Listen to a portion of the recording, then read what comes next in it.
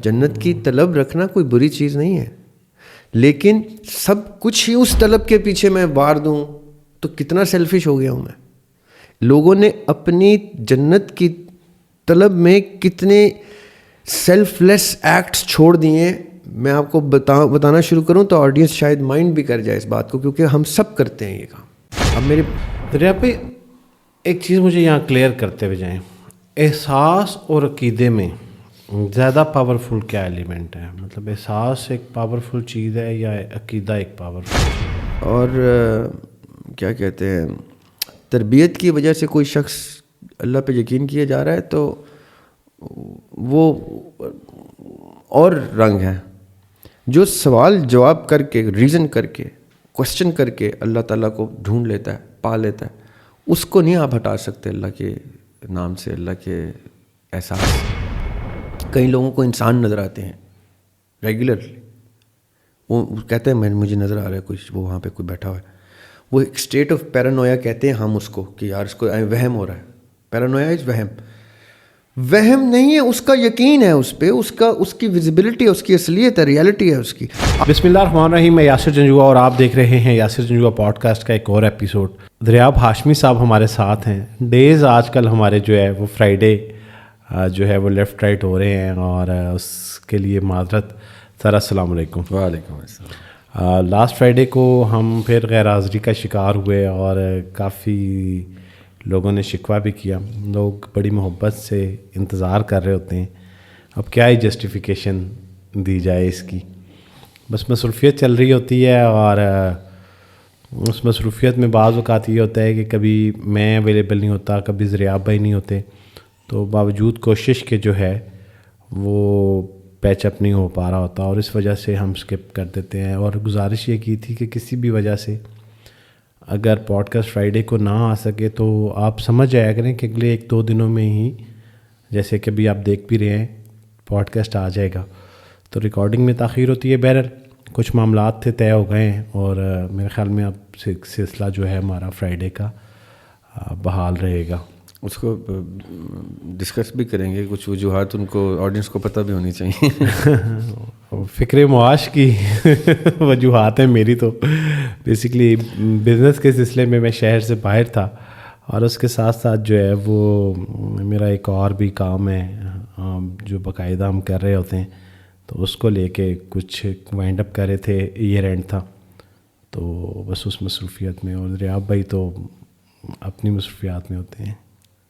جی کچھ میں بھی مصروف تھا، کچھ آپ بھی مصروف تھے، یہ تو معذرت میری طرف سے بھی.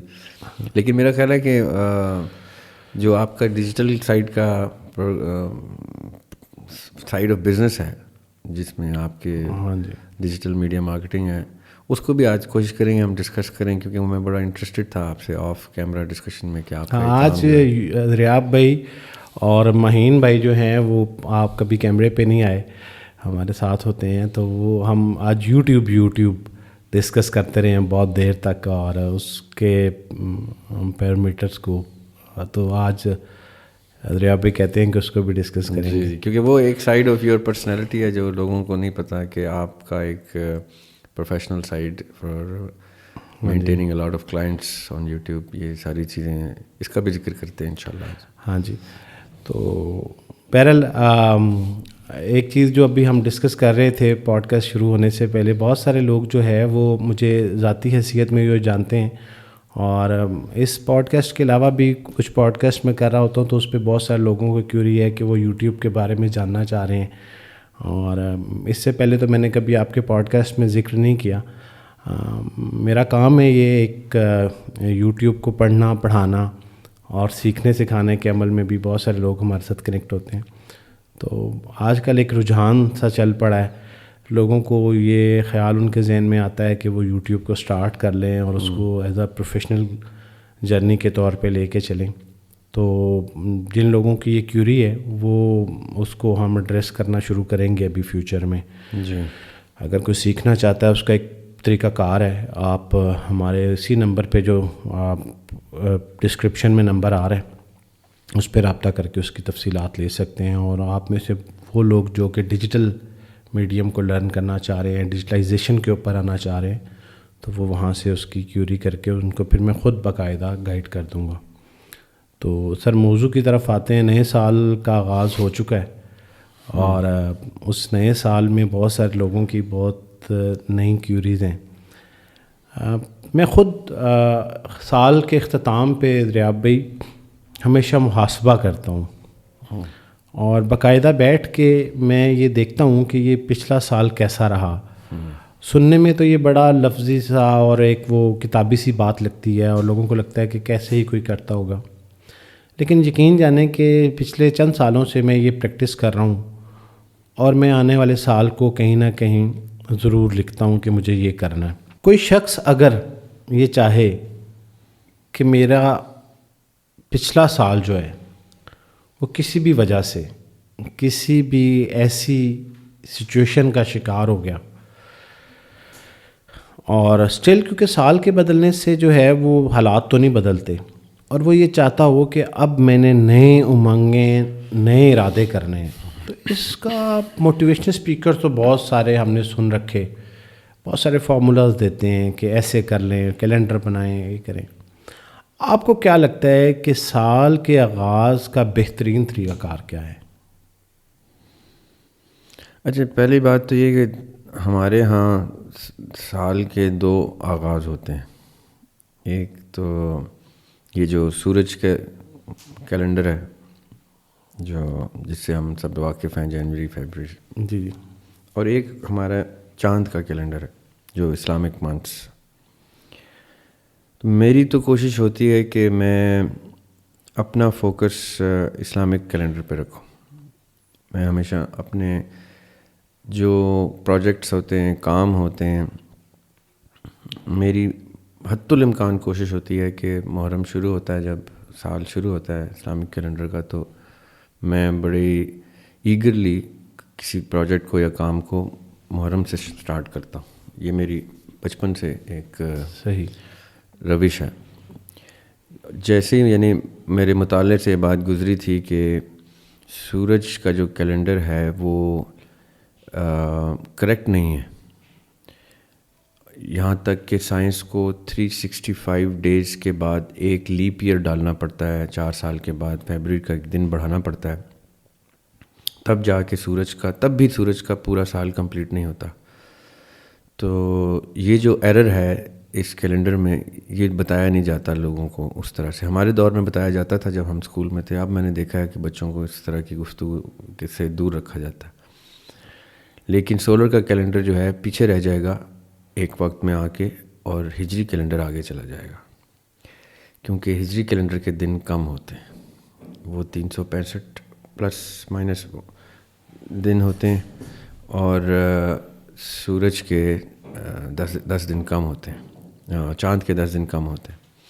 تو اب یہ دیکھیں نا کہ 1450 سال ہجری کیلنڈر کو ہوئے ہیں اور 2025 شروع ہو گیا ہے عیسیٰ علیہ السلام کے جانے کے بعد سے.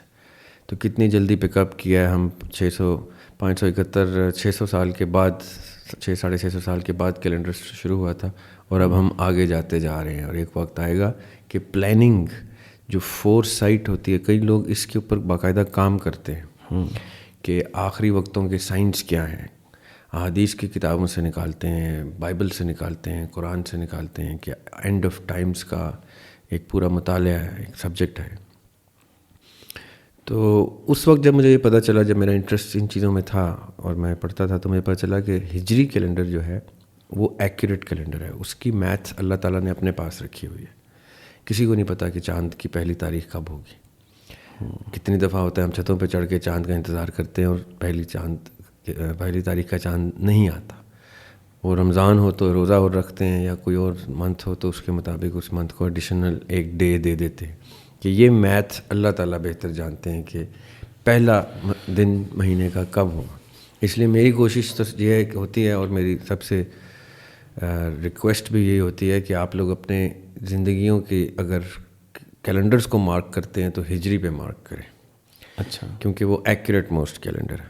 دوسری چیز یہ کہ اگر کوئی مسلمان ہے پرٹیکولرلی, خاص طور پہ اپنے آپ کو اسلام کے زیر سایہ پرورش پاتا ہے اور اپنے بچوں کو اسلام کے زیر سایہ رکھنا چاہتا ہے, تو اس کے تمام ضروری دن جو ہیں، چاہے وہ رمضان کا مہینہ ہے، شوال ہے، عید الاضحیٰ ہے یا محرم ہے، تو اس کے لیے تو میٹر ہی اسلامک کیلنڈر کرتا ہے. تو میری پلاننگ کا زیادہ حصہ اس طرف جاتا ہے. لیکن اس حقیقت سے نظر بھی نہیں چھپائی جا سکتی، نظر ہٹائی بھی نہیں جا سکتی کہ دنیا جو ہے وہ پریولنٹلی اس کیلنڈر کے اوپر ساری چیزیں پلان کرتی. تو میں تو یہ مشورہ دے سکتا ہوں کہ کوئی بھی بہانہ بنے، اگر زندگی سیدھی کرنے کا، سدھارنے کا، نیو ایئر بہانہ بنتا ہے لوگوں کے لیے، نیو ایئر ریزولوشن رکھتے ہیں لوگ، کوئی بھی بہانہ بنے چونکنے کا، جاگنے کا، ڈسٹریکشن سے دور ہونے کا کہ اب ہمیں کچھ کرنا چاہیے اپنی پروفیشنل لائف کے لیے، کریئر کے لیے، اپنی بچوں کے لیے، اپنے فیملی کے لیے، بزنس کے لیے، کام کاروبار، اس کو چاہیے کہ وہ 31 دسمبر کو تک ایٹ لیسٹ بیٹھ کے یہ پلان ضرور کر لے کہ چلو کسی دن نے آ کے مجھے چونکا دیا کہ میں ڈسٹریکٹڈ تو نہیں، کہیں پہ کسی ایک ہی روش پہ تو نہیں لگا ہوا تھا. تو پلان ضرور کرنا چاہیے، لیکن پھر ریلیجسلی اس کے اوپر کام کرنا چاہیے. اچھا، یہاں پہ ایک چیز میرے ذہن میں آ رہی تھی کہ چلیں اگر وہ عیسوی کیلنڈر ہے، لوگ خوشی منا رہے ہوتے ہیں، کسی کی خوشی میں شامل ہو جائیں تو بھی کوئی حرج نہیں ہے. منانا چاہیے نیو ایئر کو، چاہے وہ محرم کا ہے یا اس میں کوئی آپ کو لگتا ہے کہ نئے سال کی خوشی کا کوئی پہلو یا نئے سال کی خوشی منانے کا کوئی ثبوت ملتا ہو دین کی روح سے؟ دیکھیے، ہمارا تو دین ہی غم سے شروع ہوتا ہے. ہمارے دین کا کیلنڈر جو ہے، یکم محرم آتا ہے، تو وہ میں نے اس پہ پورا سلام، کسی دن ہم محرم میں وہ سلام زیادہ ڈسکس کر لیں گے.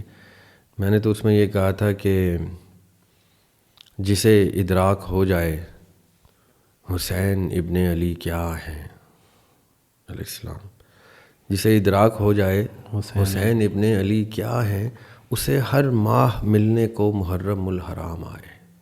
اس کے لیے ہر مہینہ محرم کا مہینہ ہوتا ہے کہ کیونکہ یہ نہیں، یہ ہم نے دین کو، کسی بھی دین کو، کرسچن سے لے کے، جوز سے لے کے، ہندو سے لے کے مسلمان تک، ان سب نے اپنے ادیان کو ریچول بنا لیا. ریچولزم کا نام ریلیجن بنا دیا.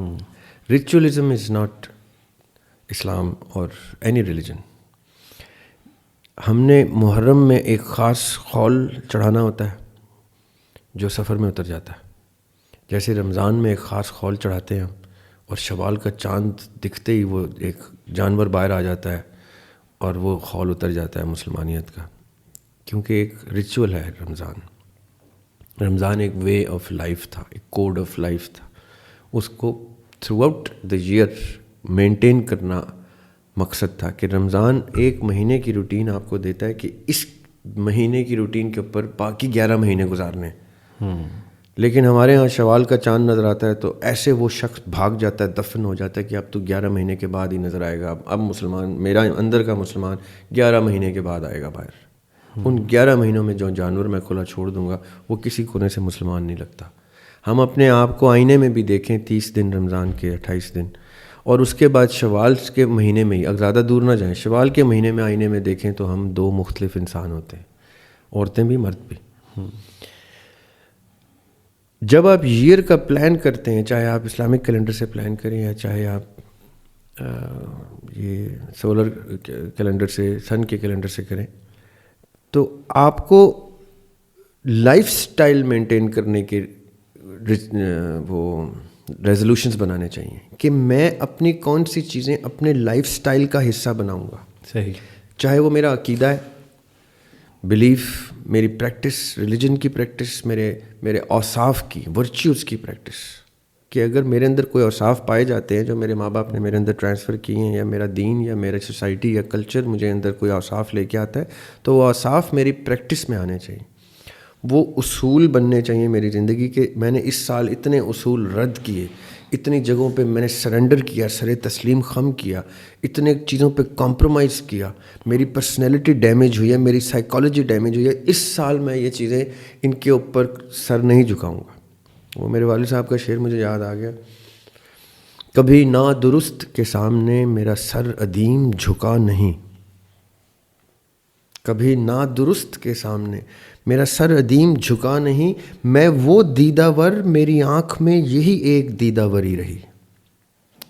یہ نیو ایئر ریزولوشن ہونا چاہیے ہر انسان کا کہ میں نے سرنڈر نہیں کرنا. اگر معاشرے میں کوئی چیز ایسی آ جاتی ہے جو میرے آنے والی نسلوں کو، سیلفش ہو کے دیکھ لیں بے شک، اپنی نسل کو ہی دیکھ لیں بے شک، اتنا سیلفش ہونے کی گنجائش میں ذاتی طور پہ مشورے میں بھی دے سکتا ہوں کہ کم از کم اتنے سیلفش ہو جاؤ کہ اپنے آنے والی جنریشنز کا سوچ لو کہ میں ایسی چیزوں کے اوپر سرنڈر نہیں کروں گا جو چیزیں میری آنے والی نسلوں کی پرورش کا حصہ نہ بن جائیں. میں کچھ چیزوں کے اوپر نہیں جھکوں گا، چاہے وہ سیاسی معاملات ہوں ملک کے، چاہے وہ معاشی اور معاشرتی ایشوز ہوں. کیسی کیسی کیمپینس چل رہی ہیں ہم بخوبی واقف ہیں، وہ اسٹیٹ لیول پہ چلتی ہیں. ہم سرنڈر کرتے ہیں. یہ ریزولوشن بنائے نہ کوئی شخص بیٹھ کے اس لیول کی، تو میں کہوں میں اویلیبل کروں اپنے آپ کو اور میں ساتھ دوں اس ریزولوشن. ہماری ریزولوشن شروع ہوتی ہیں میں نے پلاٹ کہاں پہ لینا ہے، میں نے کتنے مرلے کی کوٹھی بنانی ہے، اس میں کتنے لاکھ کی گاڑی رکھنی ہے، اور کس لائف سٹائل میں جانا ہے میں نے. یہ کوئی ریزولوشن ہے؟ یہ ریزولوشن بتاتی ہے کہ ہم کتنے مٹیریل ہو گئے، اور اسی طرح مٹی میں دفن ہونا ہمارا یہ عبرت کا نشان ہونی چاہیے قبر ہماری، کہ یہ مٹی کا ریزر پڑا ہوا ہے جو یہ کل تک اپنے پلاٹ بنا رہا تھا، یہ 1.5 گز کے پلاٹ میں پایا جاتا ہے اب. صحیح. ریزولوشن کا مقصد نہ ہو تو وہ ریزولوشن نہیں ہے. مقصد کے بغیر تو اللہ تعالیٰ میرے اندازے میں تو میں نے یہ تک حدیث قدسی پڑھی ہوئی ہے کہ اور جب تم بے حیا ہو جاؤ تو جو چاہے کرو، meaning then I will not even look at you. توبہ استغفار، کہ اللہ تعالیٰ آپ سے نظریں ہی ہٹا لے، جو چاہ کے بھی آپ سے دور نہیں ہو سکتا، وہ آپ سے نظریں ہٹا لے تو پھر آپ بے مقصد ہوئے. تو ریزولوشن جو بھی ہوں، چاہے وہ جنوری کے حساب سے ہوں یا محرم کے حساب سے ہوں. آپ کا سوال یہ تھا کہ ہمارے ریلیجن میں کہیں ایسی پائی جاتی ہے، تو ہمارے ریلیجن میں محرم کا آنا اور محرم کی سگنیفیکنس بتاتی یہ ہے کہ یہاں سے سلسلہ شروع ہوتا ہے اور یہیں پہ سلسلہ ختم ہو، کہ جیسے نبی کے صلی اللہ علیہ وسلم کی فیملی نے محرم کو ایسا امپریشن دے دیا کہ حق اور باطل سے شروع ہو رہا ہے سال اسلام کا. دریا بھائی، بہت سارے لوگ یہ طے کر لیتے ہیں کہ تجدید کے لیے نئے سال کا انتخاب کرتے ہیں کہ اچھا اب نئے سال میں نے یہ کرنا ہے. یہ کوئی سائیکلوجیکل امپیکٹ ہے کسی شخص کے ذہن میں کہ وہ نئے سال کے کیوں انتظار کرے؟ میں آج سوچ لیتا ہوں کہ میں نے اگلا سال، میرا سال لیٹ سے اگر آج مارچ کی 25 تاریخ ہوتی تو میں کہتا میرے زندگی کا جو یہ سال ہے یہ 26 مارچ سے شروع ہو رہا ہے اور اگلے 25 مارچ تک میں نے اپنی زندگی میں یہ تبدیلیاں کرنی ہیں. تو تجدید کرنے کے لیے کیا ضروری ہے کہ کوئی شخص انتظار ہی کرے پورے سال کا، کہ وہ سال کا محرم سے بھلے شروع ہو رہا ہے یا وہ جنوری سے شروع ہو رہا ہے؟ پہلی بات تو یہ کہ آڈینس کو پتہ چل گیا کہ آپ 25 مارچ کو پیدا ہوئے ہیں، تو آئندہ آپ کو 25 مارچ پہ ہیپی برتھ ڈے کی وشز آیا کریں گے. اچھا، ویسے میں 1 جنوری کی پیدائش ہے میری. 1 جنوری کی؟ تو آپ نے 25 مارچ سے کیوں سال شروع کیا؟ بس ویسے ہی محاورے کے لیے. اچھا، تو ہیپی بلیٹڈ برتھ ڈے پھر تو. تھینک یو سو مچ جی. لیکن تو پتہ ہی نہیں تھا، یعنی سال آپ کی برتھ ڈے سے شروع ہوتا ہے. میرے برتھ ڈے سے. تو پھر تو آپ کا ڈبل دا ریزولوشن بنتا ہے نا کہ آپ نے اپنی زندگی کے سال بھی اسی طرح پلان کرنا ہے. ہاں بالکل. اور آپ نے کیلنڈر کا ایئر بھی. یہ میرے ساتھ ویسے گڈ لک ہے. ہاں جی بالکل، ماشاء اللہ، ویری گڈ. لیکن آپ کی بات پہ آتے ہیں، سوال پہ. دیکھیں ہم لوگ نا، ہماری سائیکالوجی جو ہے وہ کسی حد تک بہانے تلاش کرتی ہے، اچھا کرنے کا بھی بہانہ ڈھونڈتے ہیں کہ یار اسی بہانے کسی کا بھلا ہو جائے گا، چیریٹی کر دیتے ہیں، اسی بہانے یہ ہو جائے گا، اسی بہانے وہ ہو جائے گا. یہ ایک ریزن ڈھونڈتے ہیں، ہماری سائیکالوجی کا حصہ. صحیح. وہ ایک شعر میں آپ کو سناتا ہوں، میں نے مرزا غالب کی زمین میں لکھا تھا کہ مرزا کہتے ہیں کہ کوئی دن گر زندگانی اور ہے، جی میں ہم نے آج ٹھانی اور ہے، دے کے خط منہ دیکھتا ہے نامہ بر، کچھ تو پیغام زبانی اور ہے. اس پہ میں نے لکھا تھا ان کی زمین میں، استاد کی زمین میں، زیر ہر حرف تشکر آرزو، زیر یعنی ہم نے 2 فائلیں رکھی نا, ایک فائل کے نیچے اپنی ایک فائل کھسکا رہے ہیں. زیر ہر حرف تشکر آرزو نیتوں کی ترجمانی اور ہے. ہم تو عبادت بھی قبولیت کے بہانے سے کرتے ہیں کہ میں نماز پڑھوں گا, یہ نہیں جانتے کہ پوری نماز ہی دعا ہے, لیکن نماز میں اس لیے پڑھوں گا کہ اس کے اینڈ میں بیٹھ کے میں نے تسبیح پڑھ کے دعا مانگنی ہے, حالانکہ نماز اٹ سیلف دعا ہے. ہاں جی بالکل. ہم نے ہماری سائیکالوجی کا حصہ ہے, نیکی کروں گا تو جنت ملے گی, اچھا کروں گا تو میرے بچوں کے ساتھ اچھا ہوگا. ہر چیز کے ساتھ ہمارا ایک بہانہ اٹیچڈ ہوتا ہے. لیکن ریاض بھائی کیا آپ کو لگتا نہیں ہے کہ ہمارے دین نے بھی کوئی اس طرح سے ہی ہمیں ڈیزائن کرایا ہے کہ اگر یہ کرو گے تو جنت ملے گی, یہ نہیں کرو گے تو جہنم ملے گی, اور ساتھ انسینٹیو یا پھر اس کے ساتھ سزا جزا کے جو معاملات ہیں تو یہ جبلت میں ہماری تو ہمارے مذہب سے بھی ہمیں مل رہے ہیں. یہ بڑا خطرناک کویشچن ہے آپ کا, پتہ نہیں اس کی ریپرکشنس کیا ہوں گے جو جواب میں دینے لگا ہوں. دیکھیں, اگر دین مجھے کسی چیز کی چھوٹ دیتا ہے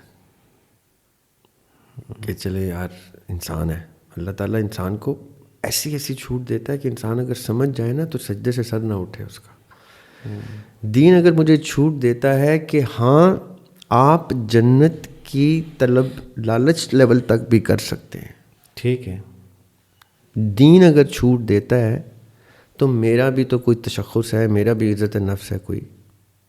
مجھے یہی سوچنا چاہیے کہ دین نے اگر چھوٹ دی ہے تو وہ مجھے نہیں دی, دین نے چھوٹ اس کو دی ہے جو اس سمجھ کو نہیں پہنچا. کبھی نہ کبھی تو پہنچ جائے گا کہ یہ چھوٹ اس وقت تک کے لیے استعمال کرے جب تک وہ عادت نہیں بن جاتی, اس کے لائف سٹائل کا حصہ عبادت نہیں بن جاتی, اس کے لائف سٹائل کا حصہ اللہ تعالیٰ کی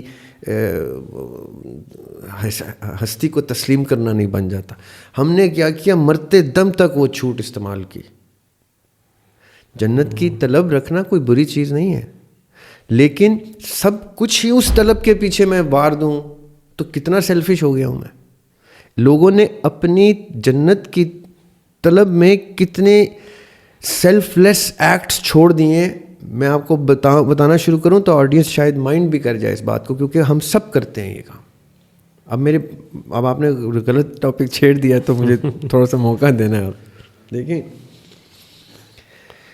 بائبل کی ایک ورس ہے,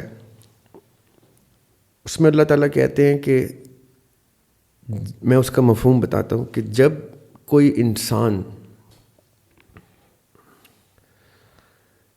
میری خوشنودی سے ہٹ کے بھی کوئی نیکی کر جاتا ہے, بڑی گریوٹی ہے اس ورس میں, کہ کسی انسان کے ساتھ بھلائی کر رہا ہے میرا انسان, یہ سوچے سمجھے بغیر کہ اس سے میرا مالک خوش ہوگا. جنت تو بہت چھوٹی بات رہ گئی, یہ اس سے اوپر کی بات ہو گئی, مالک کو خوش کرنے کی بات ہو رہی. جب کوئی انسان یہ سوچ رکھے بغیر بھی کوئی نیکی کر دیتا ہے, بھلائی کر دیتا ہے, تو the world starts to make sense, کہ اس کے ایگزسٹنس کا, اس کے وجود کی جسٹیفیکیشن یہاں ہو جاتی ہے. اس لیے بنایا ہے میں نے انسان کہ دیکھو اس نے اس لیے نیکی نہیں کی کہ یہ مجھے خوش کرے گا, اس لیے نیکی نہیں کی کہ اس کو جنت ملے گی, اس نے اپنی فطرت کا حصہ بنا دیا بھلائی کرنا. اب میں اسلام کا بھی ایک ریفرنس لیکن پھر اس کا مطلب یہ ہے کہ آپ یہ کہہ رہے ہیں کہ نیکی کا یہ پہلو جو ہے اس میں اس کے ذہن میں کسی قسم کا کوئی انسینٹیو نہیں ہے, اور وہ انسینٹیو شاید خوشی بھی نہیں. یاسر بھائی, میں آپ کو ایک حدیث سناؤں گا, اس کے بعد آپ کہیں گے کہ اس حدیث کا یہ اینگل تو کبھی کسی شخص نے سوچا ہی نہیں. یہ میں اپنی بڑائی نہیں کر رہا, ویسے بتا رہا ہوں, اب ان دا کانٹیکسٹ آپ کو سمجھ آئے. اللہ کی راہ میں ایسے پیسے دو یا مدد کرو ایک ہاتھ سے کہ دوسرے ہاتھ کو علم نہ ہو. صحیح. اس کا مطلب کیا ہے کہ اس طرح سے چھپی ہوئی کنسیلڈ نیکی کرو کہ اس میں اپنے آپ کے سامنے بھی ریا کا ایلیمنٹ نہ آئے کہ میں بھی نہیں دیکھ رہا, میں ایسے بس دے جاؤں, کچھ کر جاؤں, کہ مجھے بھی نہ پتا ہو میں نے نیکی کر دی ہے. چھوڑیں کہ اس کا اجر کیا ہوگا, اس کا ریوارڈ کیا ہوگا, خوشنودی کیا ہوگی رب کی. مطلب کیا ہے میرا یاسر بھائی کہ اللہ تعالیٰ قرآن پاک میں اللہ تعالیٰ کہتے ہیں اللہ الصمد, اللہ بے نیاز ہے. بے نیاز کا مطلب کیا ہوتا ہے کہ وہ اکاؤنٹیبل نہیں ہے. وہ کسی کو بہت زیادہ بھی نواز رہا ہے نا تو کوئی پوچھ نہیں سکتا کہ آپ نے اس کو گنا. He is not accountable to anybody. کسی کو سزا بھی دے رہا ہے تو نو بڈی کین آسک ہم. مطلب کہ وہ بے نیاز ہے. ہم کہتے ہیں بڑے نیاز مندی سے جی میں, مطلب کہ میں آپ کے سامنے جھک رہا ہوں نیاز مندی کا. اللہ تعالیٰ کسی کے آگے اکاؤنٹیبل نہیں ہے, وہ جس کو چاہے جو جتنا چاہے دے. رائٹ. یہ جو بے نیازی ہے نا یاسر بھائی, یہ وہ صفت ہے جو مومن میں آ جاتی ہے. کیسے؟ وہ یہ نہیں سوچتا کہ مجھے یہ کرنے پہ جنت ملے گی, یہ کرنے پہ اتنی نیکیاں ملیں گی. یہ اکاؤنٹیبلٹی نہیں رکھنا چھوڑ دیتا ہے مومن. اس کی فطرت میں اچھائی آ جاتی ہے. یعنی ابھی ایک کمرے میں مکھی آ جائے گی نا تو آپ سوچ میں پڑ جائیں کہ یار یہ ادھر تو کھانے پینے کی کوئی چیز تک نہیں پڑی, یہ کتنے دن سروائیو کرے گی یہاں پہ. اس کو میں پکڑوں ایسے کہ اس کے نازک سے پر بھی ڈیمیج نہ ہو, اور میں اس کو باہر چھوڑ دوں کہ جہاں اس کو اللہ تعالیٰ نے آب و ہوا دی ہے جہاں پہ وہ سروائیو کر سکتی ہے. تو آپ کیا یہ جنت کے لیے کریں گے؟ نہیں. اللہ کو خوش کرنے کے لیے کریں گے؟ نہیں. آپ کا امیڈیٹ فطری تقاضا ہوگا کہ یار اللہ کی بنائی ہوئی ایک خوبصورت سی جاندار چیز ہے, یہ میرے توسط سے کہیں پہنچ جائے جہاں پہ چاہے اگلے سانس اس کی بند ہو جائے, فوت ہو جائے. اللہ کی چیز ہے, اللہ جب چاہے اس کو مار دے. میں نے اس کو وہاں پہنچا دیا جہاں پہ مجھے آبویس ڈینجر نظر آ گیا کہ یہاں سے نکالنا تو اس کے لیے موت ہے, یہاں پہ رہنا اس کا. تو یہ آپ نے کیا کیا؟ انسٹنکٹیولی آپ نے اندر سے آپ کے کوئی چیز آئی اور آپ نے کر دی, یہ سوچے سمجھے بغیر کہ پانی پلانے کی 10 نیکیاں ہیں تو فلاں چیز کی اتنی نیکیاں ہیں, تو یہ مارو گے تو جنت میں جاؤ گے, وہ بچاؤ گے تو جنت میں جاؤ گے. نو نو نو نو. یہ صرف اس لیے بتانے کا میکنزم ادیان تمام مذاہب نے نیکی کی کا رجحان اسٹیبلش کرنے کے لیے ریوارڈ کا میکنزم سٹارٹ کیا. تو کوئی شخص اگر ملحد ہے, ہاں آپ جی ملحد کیوں نیکی کرتا ہے؟ ہاں تو اس کے لیے تو کوئی ریوارڈ نہیں ہے, وہ پھر یہ سب کیوں کرتا ہے؟ یہی تو میں کہہ رہا ہوں, ملحد کی یہ صفت مومن سے بہتر کر دیتی ہے اس کو, because he is doing it as his فطرت, he is not doing it for قدرت. مجھے تو لگتا ہے اس کے ذہن میں بھی کوئی نہ کوئی ریوارڈ ہوتا ہوگا.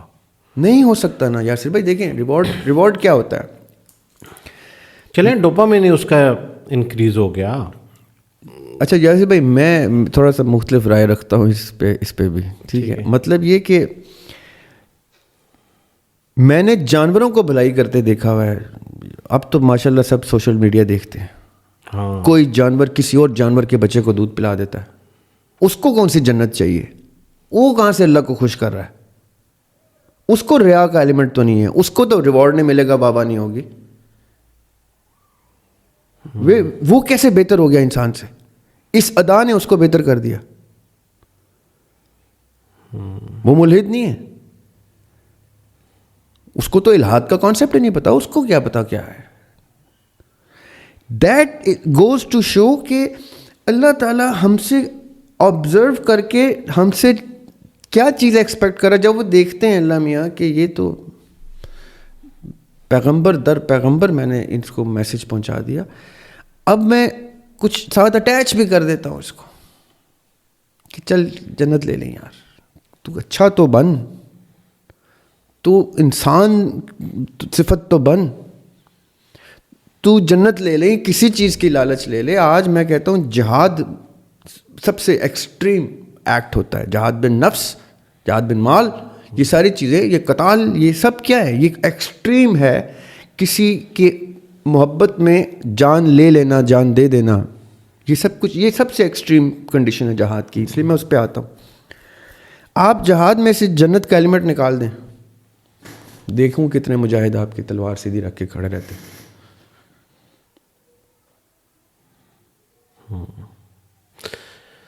دریا پہ ایک چیز مجھے یہاں کلیئر کرتے ہوئے جائیں، احساس اور عقیدے میں زیادہ پاورفل کیا ایلیمنٹ ہے؟ مطلب احساس ایک پاورفل چیز ہے یا عقیدہ ایک پاورفل چیز ہے؟ عقیدہ بھی تو احساس کو ہی ٹریگر کرتا ہے نا. عقیدے کا مطلب کیا ہوتا ہے کہ جب آپ کا کسی چیز پر یقین محکم کو پہنچ جائے. یقین محکم کا مطلب ہے کہ اب میں اس کا محکوم ہو گیا ہوں. اب میرے یقین پہ جو فال کر رہا ہے اس کے احکامات میرے اوپر صادر ہو جائیں گے. یہ کسی چیز پہ بھی یقین، اللہ پہ یقین ہے، مجھے فرشتوں پہ بھی یقین ہے، ان کے ہونے پہ یقین ہے، ایمان نہیں یقین ہے. جیسے ہی میرا ایمان یقین کی سطح کو پہنچتا ہے اور یقین محکم کو پہنچ جاتا ہے کہ اس کے احکامات میرے اوپر صادر ہونا شروع ہو جاتے ہیں، کمانڈمنٹس بن جاتے ہیں، تب وہ میرا عقیدہ بنتا ہے. تو یہ بیسکلی میرے احساس نے ہی اس کو محسوس کرنا ہوتا ہے کہ ہاں دیر از اے گاڈ. ہاں وہ اگر گاڈ ہے تو گاڈ کی جتنی کتابیں ہیں اس میں اس پہ. پھر یہ مطلب ہے کہ عقیدے کو آپٹ کرنے کے لیے پرائمریلی حساس آدمی زیادہ جلدی عقیدے میں آتا ہے، جس کے احساس مچور ہیں، جس کا احساس، جو آپ نے ملحد کا نام لیا، ذکر کیا. ملحد کا مطلب یہ ہوتا ہے کہ اس کا اللہ کی ایگزسٹنس کو محسوس کرنے کا احساس ڈیٹیچ ہو گیا ہے. وہ محسوس نہیں کر پا رہا کہ کوئی خدا ہے، اس لیے اس کا الحاد ٹریگر ہوا ہے. ورنہ کوئی بری نیت سے نہیں الحاد کرتا کہ میں نعوذ باللہ اللہ کے خلاف کھڑا ہو گیا، ایسا نہیں ہوتا. وہ کہتا ہے کہ میں محسوس نہیں کر پاتا اپنے ارد گرد. وہ میں پھر آپ کو ایک شعر سنا دوں گا اپنا. خاک ساری چھان کر بھی کچھ نظر آیا نہیں، خاک ساری چھان کے بھی کچھ نظر آیا نہیں، جس کے باہر رب نہیں ہے اس کے اندر بھی نہیں. یعنی میں نے واقعتاً ایسے لوگ دیکھے ہیں جنہوں نے میرے ساتھ گھنٹوں گفتگو کر کے کہا کہ مجھے نہیں گاڈ کی ایگزسٹنس فیل ہوتی. اور میں نے پوچھا تمہیں اپنے اندر بھی اس کی ایگزسٹنس فیل نہیں؟ تم کسی مصور کی تصویر دیکھتے ہو، تمہیں مصور کا عکس نہیں دکھائی دیتا اس میں؟ تو کیا ہو رہا ہے؟ وہ احساس ہے نا. ایک ہر کسی کو پینٹنگ نہیں پسند آتی. پینٹنگ کا ایک خاص حص ہوتی ہے، یہ حص سے احساس آتا ہے. حصوں کا قحط ہے اتنے حواس ہو کر بھی، بہت ہی خوش ہے زمانہ اداس ہو کر بھی. ہزار کرب مگر کربلا نہیں کوئی، حسین کوئی نہیں اتنی پیاس ہو کر بھی.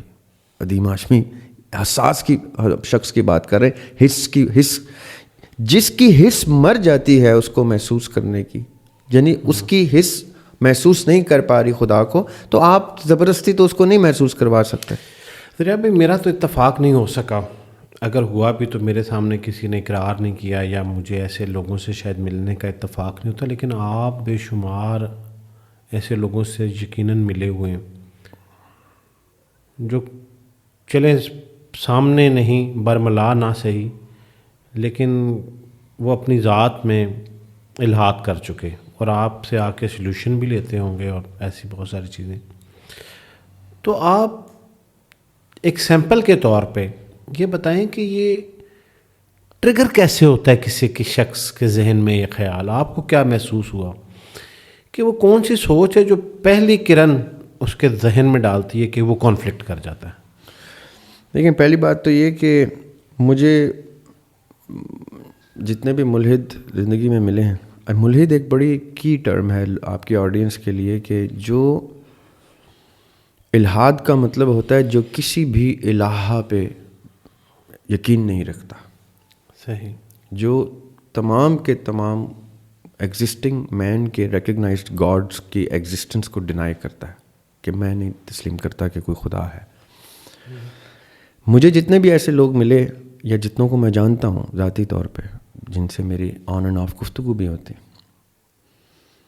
مجھے وہ بڑے اچھے لگتے ہیں لوگ.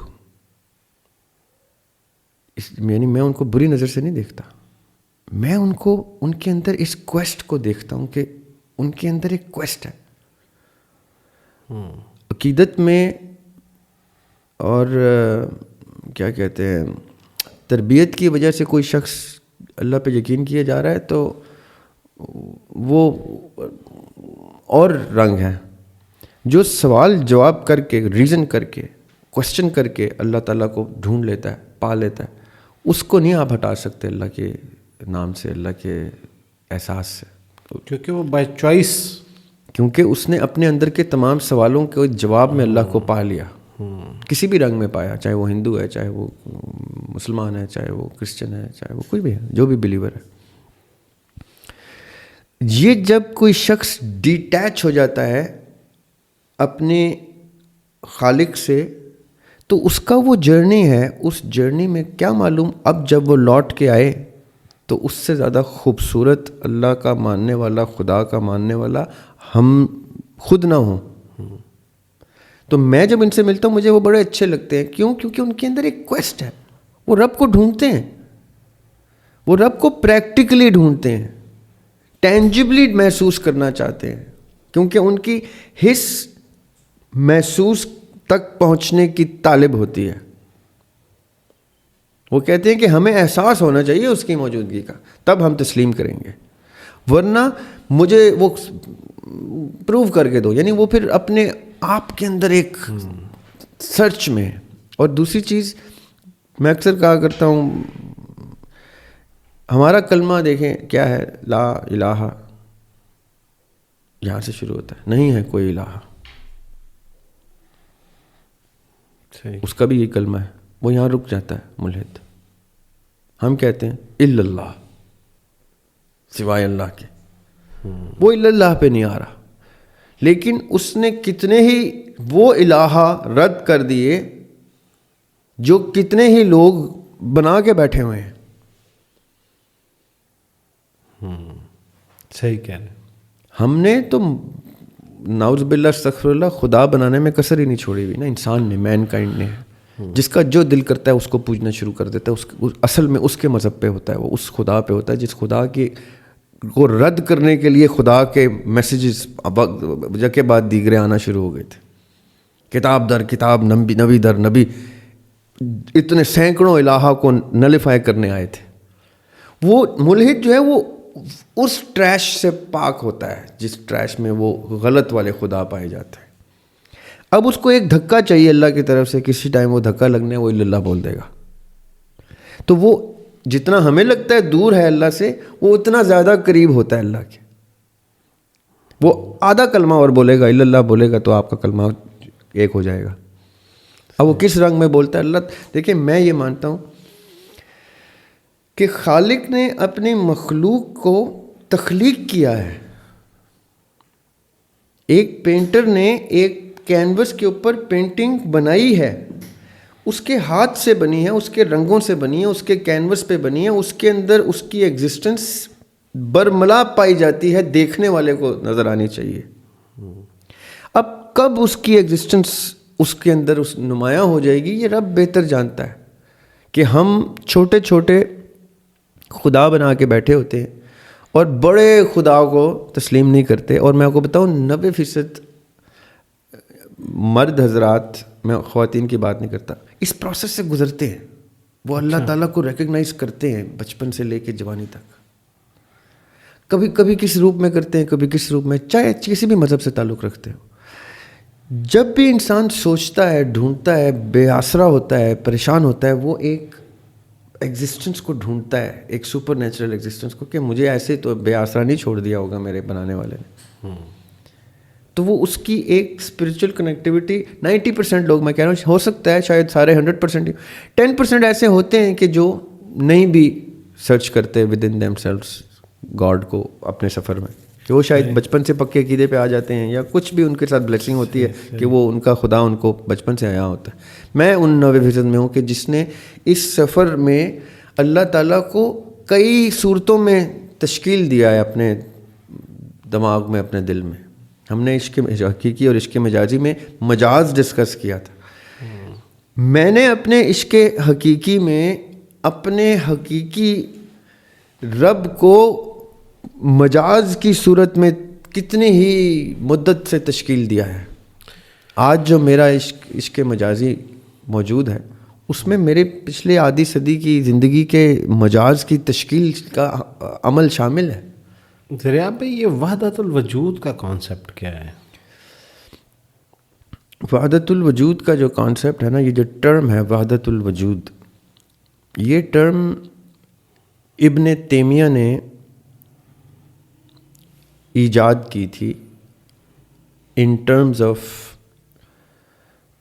یعنی جب انہوں نے شیخ ابن عربی کی تکفیر کی تھی کہ انہوں نے شیخ ابن عربی نے کفر برپا کیا ہے، ابن تیمیہ نے کفر کا فتویٰ لگایا تھا، یعنی کفر بتایا تھا کہ یہ شیخ ابن عربی نے کفر کیا ہے، تو اس کو ایکسپلین کرتے ہوئے انہوں نے شیخ ابن عربی کے فلسفہ حیات کو وحدت الوجود کا نام دیا تھا۔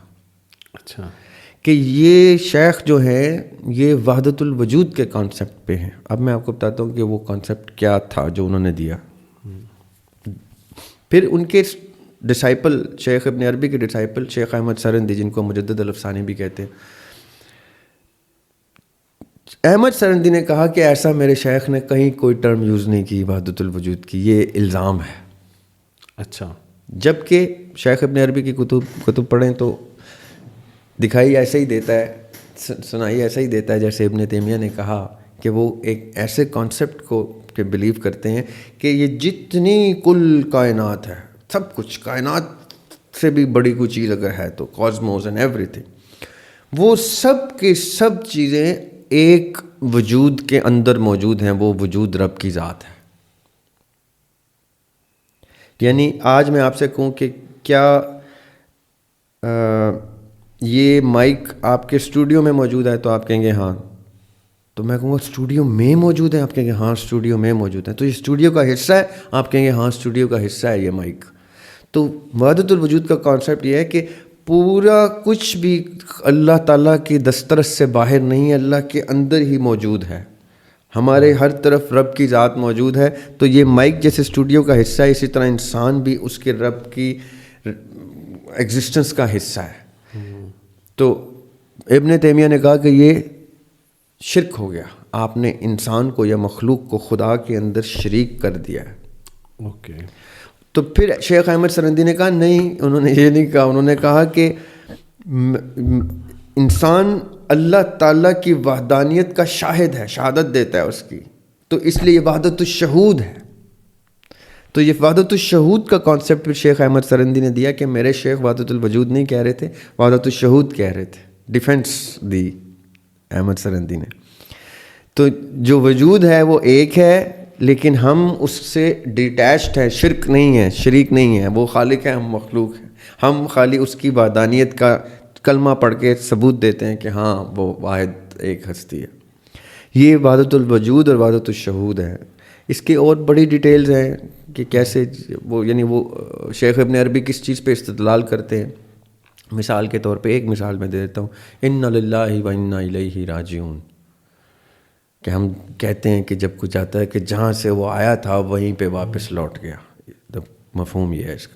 تو وہ کہتے ہیں تو وہی ہوا نا، باہر تو نہیں کہیں نکلا، وہ اسی وجود میں ہی تھا، اسی وجود سے نکلا، سیپریٹ ہوا، اسی وجود میں واپس چلا گیا۔ وہ اس کو، کیونکہ یہ اتنی گہری باتیں ہیں یاسر بھائی کہ سمجھنے والا اس کو نہیں سمجھ پائے گا، تو اس لیے علماء نے کہا کہ یہ باتیں نہ کی جائیں، کیونکہ کئی لوگ سمجھ نہیں پائیں گے تو وہ کہیں شرک کے مرتکب نہ ہو جائیں، تو ایسی باتیں کرنی ہی نہیں چاہیے۔ تو یہ تو پھر شیخ ابن عربی نے کہا، شیخ احمد سرندی نے کہا یہ عام باتوں لوگوں کے لیے باتیں بھی نہیں ہیں، یہ خواص کی ہیں، وہ جب ڈسکس کرتے ہیں تو وہ اس پرسپیکٹو سے ایبسٹریکٹلی یہ باتیں کر سکتے ہیں، سمجھ والا ذی شعور یہ سمجھ سکتا ہے۔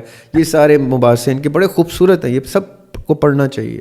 شیخ ابن عربی کی وحدت الوجود کے کانسیپٹ کو پڑھنا چاہیے، جو ابن تیمیہ نے کہا وہ پڑھنا چاہیے، پھر احمد سرندی کا ریبٹل سننا چاہیے، پڑھنا چاہیے۔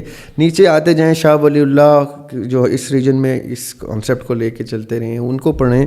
ان کے پوتے ہیں شاہ اسماعیل شہید، جو باقاعدہ جنگ میں شہید ہوئے، اس لیے ان کو شاہ اسماعیل شہید کہتے ہیں۔ انہوں نے ایک کتاب لکھی ہے طبقات،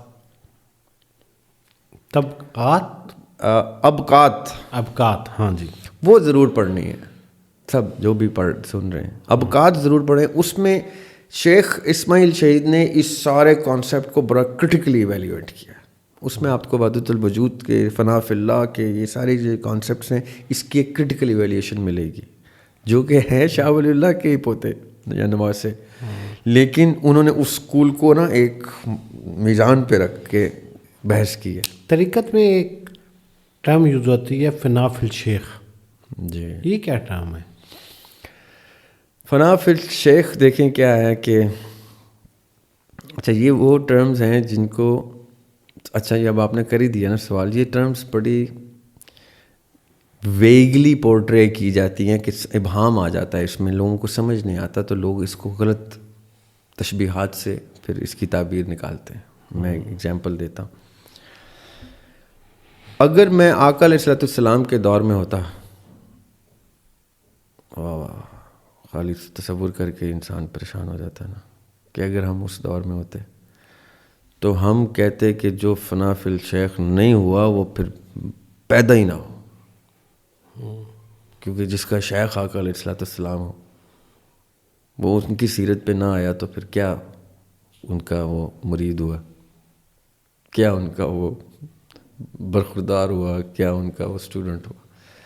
فنا فی الشیخ کا کانسیپٹ یہ ہے کہ آپ مجھ سے ملیں تو آپ کو میرا شیخ دکھائی دے، صحیح. میں اس کی سنت طریقت، یہاں تک کہ اگر آپ کبھی ہمارے جو موسیقی کے گھرانے ہیں نا ہندوستان پاکستان کے، اگر آپ کبھی ان کے اسٹوڈنٹ سے ملے نا، جیسے مہدی حسن خان صاحب تھے، یا ابھی استاد شفقت سلامت علی خان صاحب جو اس ایرا کے تانج سین کے بیٹے ہیں، استاد سلامت علی خان کے بیٹے، اگر آپ کو استاد شفقت سلامت علی کی گائیکی میں استاد سلامت علی نہ نظر آئے تو ان کی تپسیا غارت ہو گئی. صحیح. اگر یعنی استاد شفقت سلامت علی فنا فی الشیخ نہیں ہوئے تو کتنی زیادتی کی بات. تو امیر خسرو کو اگر آپ دیکھیں اور آپ کو ان کا شیخ نہ ان میں نظر آئے تو امیر خسرو کہتے ہیں کہ پھر من تو شدم تو من شدی، یہ نہیں ہوا. فنا فی الشیخ کا مطلب ہے کہ میرے اندر بس رچ بس گیا میرا شیخ، یا میں شیخ میں اس طرح سے جذب ہو گیا کہ میں نہیں رہا، اب میں جو کرتا ہوں وہ شیخ کی جھلک ہے. لوگوں نے اس کو کیا کر دیا کہ جیسے شیخ میرے اندر حلول کر گیا. اب آپ نے سمجھنی بات، یہاں پہ ٹیکنیکل ہو جاتی ہے بات. یہ جو سلسلہ در سلسلہ معاملات ہوتے ہیں نا، یہ کیا ہوتے ہیں بھلا؟ کہ آپ کسی خانقاہ میں گئے، کسی بزرگ ہستی کے زیر سایہ آپ نے پرورش پانی شروع کر دی. بزرگ کا ان دا مین وائل آپ کو جب تک انہوں نے تیار کیا ان کا وصال ہو گیا. میں نے ٹرم بھی وصال یوز کی ہے، ہم نے لاسٹ ٹائم ڈسکس کیا تھا کہ وصال کیا ہوتا ہے ان کے کاغذوں میں. وصال ان کے کاغذوں میں ہوتا ہے کہ روح اپنے خالق کے پاس واپس مل گئی، رائٹ؟ تو وصال ہو گیا، جس کی بیس پہ وہ عرس ہوتے ہیں. عرس کیا ہوتا ہے؟ وہ ویڈنگ سیریمنی ہوتی ہے. صحیح. جس کو وہ مناتے ہیں، باقاعدہ ڈھول ڈمکے سے مناتے ہیں. ٹھیک ہے. اب کبھی کبھی کیا ہوتا ہے کہ یہ بزرگ ہستیاں اپنا جانشین زندگی میں نامنیٹ کر جاتی ہیں کہ اب میری گدی پہ یہ بیٹھے گا. وہ ضروری نہیں ہے کہ اس کا سگا بیٹا ہی ہو، وہ اس کا کوئی خاص شاگرد ہو سکتا ہے جس نے اتنی تپسیا کی ہے کہ استاد یہ کہنا شروع ہو گیا، شیخ یہ کہنا شروع ہو گیا کہ مجھے مل لو یا میرے شاگرد سے مل لو، ایک ہی بات ہے. اور پھر وہ اس کو اذن بھی دیتا ہے باقاعدہ طور پہ. اذن اجازت ہوتی ہے. اذن یعنی وہ کہ اب میں اگر کوئی دم کرتا ہوں اور اس میں اللہ نے شفا دی ہے تو میں آگے اذن دے دوں اپنے کسی قریبی کو کہ اب بیٹے تو یہاں سے آگے تو دم کرے گا تو تیرے دم میں بھی شفا ہوگی، یہ میں نے تجھے اذن دے دیا. وہ باقاعدہ ایک ریچول بھی ہوتا ہے، اس کا پروسیس ہوتا ہے. اب کیا ہو رہا ہے کہ اس کا جانشین اس کی جگہ سنبھال رہا ہے، رائٹ؟ تو اس ٹائم جب وہ اپنی میڈیٹیشن میں ہوتا ہے نا، اپنے شیخ کو یاد کر رہا ہوتا ہے، تو لوگ یہاں تک کہتے ہیں اور وٹنس کرتے ہیں کہ اس کے اندر تو شیخ حلول کر گیا ہے. ہم اس سے ملنے گئے، وہ کسی ایک سرٹن فیز میں تھا جہاں شیخ اس کی شکل پہ تاثر بھی شیخ کے نظر آئے. تو وہ کیا کانسیپٹ ہے کہ شیخ پھر اس کے اندر ٹریول کر جاتا ہے، وہ پھر آگے کسی کو اذن دے گا اپنا، وہ اس میں ٹریول کرتا رہے گا. یہ باقاعدہ اس کے اوپر سلسلے ہیں. اچھا، اس سے آگے اب میں نیورو سائنسز اور نفسیات کے پہلو کو چھیڑنا چاہ رہا تھا، لیکن میرے خیال میں وقت کافی ہو گیا، اس گفتگو کو یہاں روکتے ہیں. جو میں جاری رکھنا چاہ رہا تھا وہ یہ تھا کہ یہ سب ہونے کے ساتھ ساتھ کسی شخص کو کیسے پتہ چلے کہ کیا یہ کوئی اس کے ساتھ نفسیاتی واردات ہے یا روحانی. اور بہت سارے لوگ کیا یہ خوبصورت سوال ہے. بس تعویل کر لیتے ہیں بعض اوقات، اپنے اعصاب کے اوپر جو ہے وہ ایک کیفیت کو طاری کرنے کے بعد یہ محسوس کر لیتے ہیں کہ ایسا ہوا ہے. تو چلیں مختصر سی بات کر لیتے ہیں. اب کوئی کیسے فرق کرے؟ جیسے بہت سارے لوگ دربار کسی پہ گئے، اپنے شیخ سے ملنے گئے جو دنیا میں نہیں، تو اسے لگتا ہے کہ میری ملاقات ہوئی، میں نے باقاعدہ ان کو دیکھا. اب وہ کیسے آئیڈینٹیفائی کرے کہ یار جو میں نے دیکھا ہے کہ وہ دیکھنا کیا محض ایک نفسیاتی کوئی پہلو ہے اس کا، یا وہ روحانی پہلو ہے؟ تو اس کی کیفیت تو بہرحال سیم ہی رہتی ہے. اور بہت سارے لوگ تو بہت لمبی لمبی تسبیحات اور اذکار کرنے کے بعد اس سٹیج کو حاصل کرتے ہیں. آپ اس کو کیسے دیکھتے ہیں؟ اچھا دیکھیں، پہلی بات کہ نفسیات جو ہے نا اس کے بغیر تو عمل ہی نہیں ہوتا. صحیح. ہمارے تمام فعل جو ہیں، میں نے اگر یہ مگ اٹھایا اور یہ سب کچھ ہے، میری نفسیات میرے سسٹم سے جدا نہیں کی جا سکتی. میری نفسیات ہی آپ کے سامنے ایک شیپ میں حاضر ہے. صحیح. اب اس میں ہر وقت تغیرات رونما ہو رہے ہوتے ہیں. انسان کی سائیکالوجی گرو کرتی جائے گی جب تک انسان زندہ ہے. یہ جو تغیرات ہوتے ہیں، افیکٹس ہوتے ہیں، چینجز ہوتے ہیں، ان تغیرات میں بہت سے حوادث بھی شامل ہوتے ہیں، حادثات بھی شامل ہوتے ہیں. سمجھ نہیں آپ نے بات، ذرا ٹیکنیکل ہے یہ بات.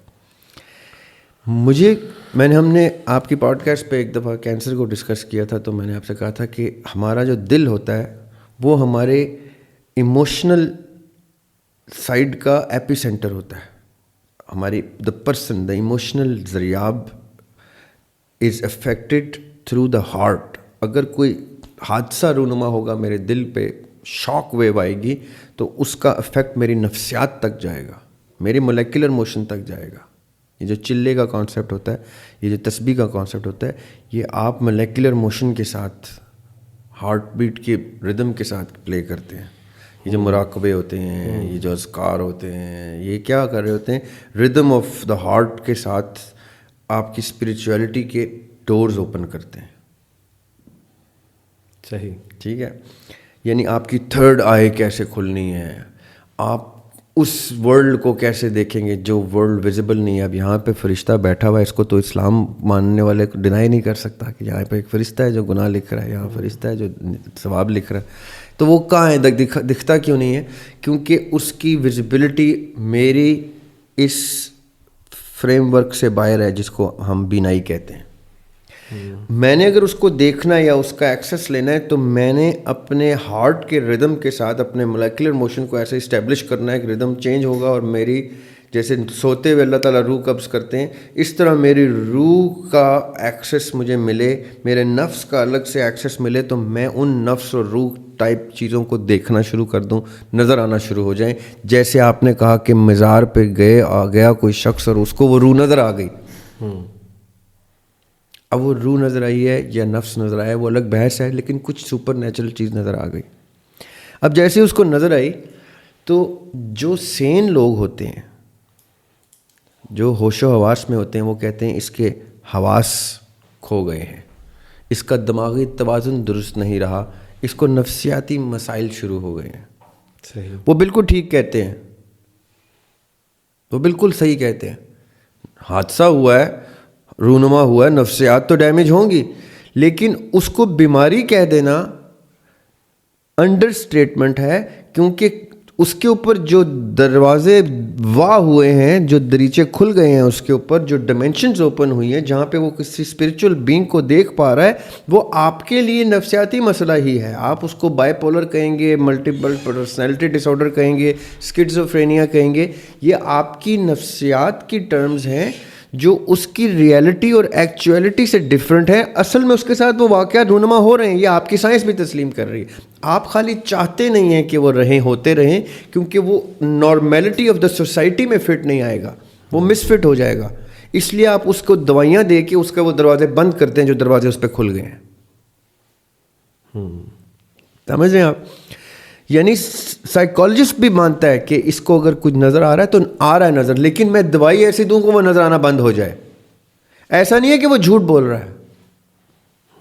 اسکیزوفرینیا میں کیا ہوتا ہے کہ آپ کو ایک پیرلل ڈائمینشن کی چیزیں نظر آنا شروع ہو جاتی ہیں. بالکل. کئی لوگوں کو انسان نظر آتے ہیں ریگولرلی, وہ کہتے ہیں مجھے نظر آ رہا ہے کچھ, وہ وہاں پہ کوئی بیٹھا ہوا ہے. وہ ایک اسٹیٹ آف پیرانویا کہتے ہیں ہم اس کو, کہ یار اس کو وہم ہو رہا ہے. پیرانویا از وہم نہیں ہے, اس کا یقین ہے اس پہ, اس کی ویزیبلٹی ہے, اس کی اصلیت ہے, ریالٹی ہے اس کی. آپ کہتے ہیں اب اس کے وہم کا دروازہ بند کرنے کے لیے ہم نے ایک دوائی کا استعمال شروع کیا جس سے افیکٹو ہے. ہم نے اسٹیٹس بتاتے ہیں 100 میں سے 70 لوگوں کو یہ دوائی اثر کرتی ہے, اس کو وہ دوائی دے دو. وہ دوائی دیتے ہیں, واقعتاً اس کا وہ ویژول بند ہو جاتا ہے. دریا بھائی بہت شکریہ. اور آج کا جو پوڈ کاسٹ کا آغاز تھا وہ تو ہم لے کے چلے تھے کہ سال کے اوپر بات کریں گے. شروع میں ہم نے بات کی, موضوع ہمارا بدل گیا, لیکن بڑی مزیدار قسم کی گفتگو تھی ہمیشہ کی طرح آج کے پوڈ کاسٹ کے آخر میں ایک بڑی ہی ضروری اعلان سماعت فرمائیں. اور وہ اعلان یہ ہے کہ بہت وقت سے ہم کوشش کر رہے ہیں کہ ہم آپ کے آنے والے میسیجز کو سوال کی صورت میں لے کے چلیں. اچھا, 3 چیلنجز جو ہمیں فیس کرنے پڑ رہے تھے. سب سے پہلا کہ آپ کی اسپیلنگ نہیں سمجھ آتے اور پھر وہ سوال بھی نہیں سمجھ آتا. دوسرا یہ ہے کہ بعض اوقات آپ کا پوچھے جانے والا سوال اس سے پہلے کسی پوڈ کاسٹ میں اتنا تفصیلاً ایڈریس ہو چکا ہوتا ہے کہ ہم دوبارہ اس پہ پھر کیا ہی بات کریں, اور مختصر بات کر کے وہ کوشچن کو آنسر نہیں کیا جا سکتا. اور تیسری چیز یہ ہے کہ بہت سارے لوگ جو ہے ان کے سوالات کو وہ لکھتے ہوئے شاید وہ بیان نہیں کر سکتے جو وہ کہنا چاہ رہے ہیں. تو ہم نے اس کا ان تمام چیزوں کو دیکھتے ہوئے حل یہ نکالا ہے کہ آنورڈ آپ اپنے سوالات کو وائس نوٹ کی شکل میں دیے گئے نمبر کے اوپر بھیج دیں. آپ کا وائس نوٹ بھیجنے کا طریقہ کار یہ ہونا چاہیے کہ آپ سمپلی اپنا نام بتائیں, اپنے شہر کا نام بتائیں, اور کوئکلی کمپریہنسولی اپنا کوشچن بتائیں. کوشش کریں کہ آپ کے سوال کا دورانیہ 1 منٹ سے زیادہ کسی بھی صورت نہ ہو. کم ہونا بہت اچھی بات ہے, لیکن 1 منٹ سے زیادہ دورانیے کا سوال نہیں لیا جائے گا. آپ 1 منٹ کے اندر اپنے سوال کو کمپلیٹ کر لیں. 30-40 سیکنڈ میں ایک بہت اچھا کمپریہنسو کوشچن کیا جا سکتا ہے. ہم وہ کوشچن لائیو آپ کے کوشچن کو پوڈ کاسٹ میں پلے کریں گے. دریاب ہاشمی صاحب اس کو ادھر ہی ایڈریس کر کے آپ کو جواب دیں گے. ایک وقت میں آپ ایک ہی سوال پوچھ سکتے ہیں. برائے مہربانی وائس نوٹ کے اندر 2 سوالوں کو مرج نہ کریں, اور اگر کرنا بھی چاہ رہے ہیں تو پھر ریلیونٹ اسی فیملی کا کوئی کوشچن جو ہے وہ ایڈ کر سکتے ہیں. تو یہ سب سے اہم چیز تھی. اور دریاب بھائی اگلے ہفتے پھر ملاقات ہوتی ہے. آپ کا بہت بہت شکریہ. Thank you so much. Thank you جی, اللہ حافظ.